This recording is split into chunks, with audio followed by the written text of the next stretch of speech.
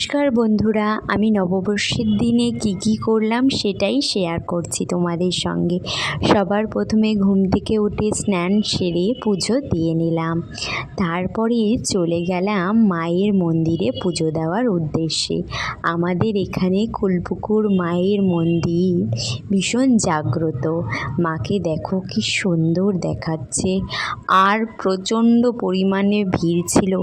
নববর্ষ বলে কথা, সবাই মার কাছে নিজ নিজ আর্জি জানাতে চলে এসেছিল।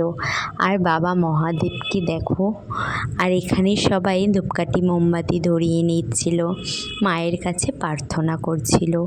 এখানে আসলে জানো তো, অটোমেটিকই চোখ থেকে কেমন জানি মায়ের মূর্তি দেখলে জল বেরিয়ে যায়। এরকম কি তোমাদের সঙ্গে হয়?